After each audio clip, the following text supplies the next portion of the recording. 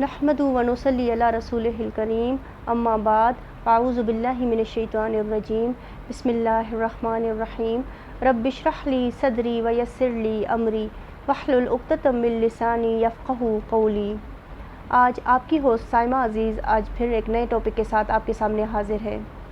आज का जो मेरा टॉपिक है वो है खामोशी का जज्बा। जी, खामोशी बहुत बड़ा अज़ीम जज्बा है। आप सोच रहे होंगे खामोशी को अज़ीम जज्बा बोलने वाली ख़ुद बोल रही है। मैंने सोचा कि कुछ बातें आपके साथ शेयर करूं ताकि उससे आपको कुछ फ़ायदा हो सके। आपने देखा होगा जो लोग बहुत बोलते हैं उनकी ज़िंदगियों में मुश्किलात और पेचीदगियां बहुत ज़्यादा होती हैं। चुप रहने वाला इन मुश्किलात और पेचीदगियों से बचा रहता है, क्योंकि बहुत सारी परेशानियां हमारी अपनी ज़ुबान और बोलने की वजह से हम फेस कर रहे होते हैं।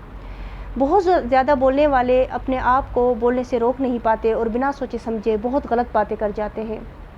उसमें किसी की दिल आज़ारी हुई, किस पर झूठ बोला, किस पर तोहमत लगा दी, दूसरे को कमतर और ख़ुद को मोतबर कर गया, उसे पता ही नहीं चलता।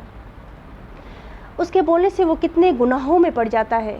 बहुत ज़्यादा बोलने वाला हमेशा अपनी सुनाने की सोचता रहता है और उसके अंदर अगले बंदे की सुनने की सलाहियत ही नहीं होती।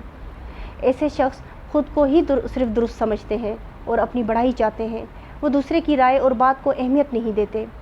बहुत बोलने वाला गुस्से और जज्बात पर भी काबू रखने से कासिर होता है, क्योंकि वो ख़ुद को बोलने से और इज़हार गुस्सा से ख़ुद को रोक ही नहीं पाता, जो उसके लिए बाद में शर्मिंदगी और मुसीबत का बायस साबित होती है। बहुत बोलने वाले का दिमाग हमेशा कमज़ोर होता है, क्योंकि वो दिमाग का इस्तेमाल ही नहीं करता। वो दिमाग को ना इस्तेमाल करने की वजह से नाकारा बना देता है। हालांकि बोलने से पहले दिमाग और सोच को इस्तेमाल करके अगर इनका हक़ अदा करके फिर ज़ुबान को हरकत दी जाए तो सारे मामलात ही ठीक हो जाएं। आप देखिए और सोचिए कि आपने पीछे ज़िंदगी में जितना वक्त गुजारा वो बोलने में ज़्यादा था या सोच समझ कर बोलने और खामोशी में ज़्यादा गुजारा। आपको खुद नदामत होगी।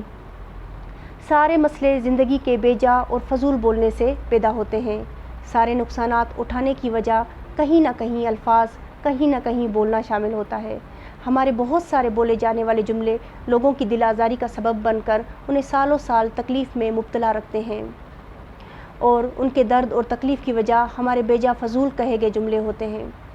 आप भी सोचिए, जब भी आप खामोश रहे होंगे आपका फ़ायदा ही हुआ होगा, क्योंकि जब आप खामोश होते हैं तो कुदरत बोलती है और कुदरत का बोलना बड़ा ही फ़ायदेमंद और देर पा होता है। किसी पर गुस्सा आए, चुप हो जाइए और अल्लाह की तरफ देखिए। बस वो खामोशी आपके अल्फाज बन जाएंगे और फिर कुदरत बोलेगी, आपके सारे दर्द का मरहम बन जाएगी। हमारे अंदर किसी को चुप रहकर सुनने की आदत ही ख़त्म होती जा रही है।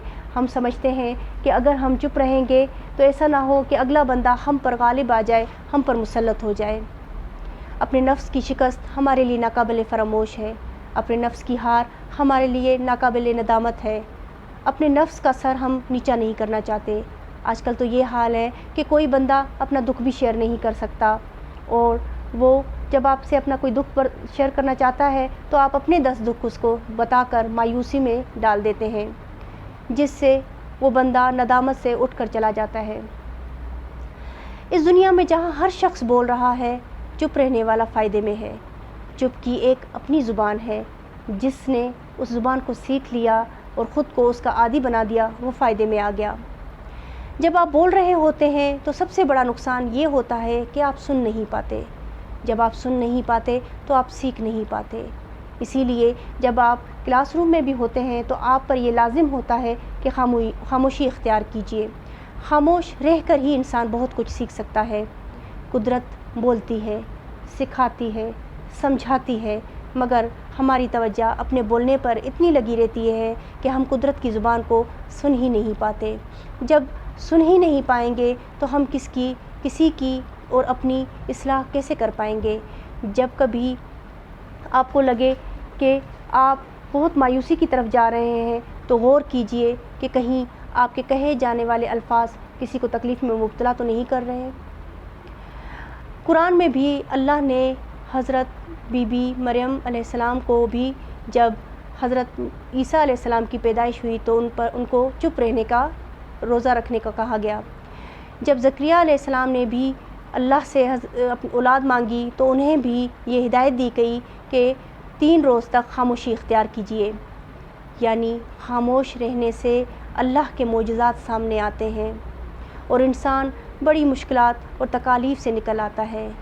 چپ رہنے والے کو یہ بھی فائدہ ہوتا ہے کہ اسے ہر کوئی سننے کے لیے بے چین رہتا ہے، اس کی باتیں حکمت پر مبنی ہوتی ہیں۔